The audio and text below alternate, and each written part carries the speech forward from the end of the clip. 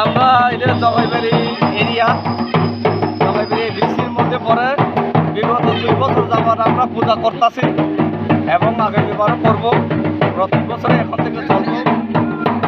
আজকে আপনারা দশমী, আজকে আমাদের মা দুর্গার আরেকটা বিসর্জন দেওয়া হবে।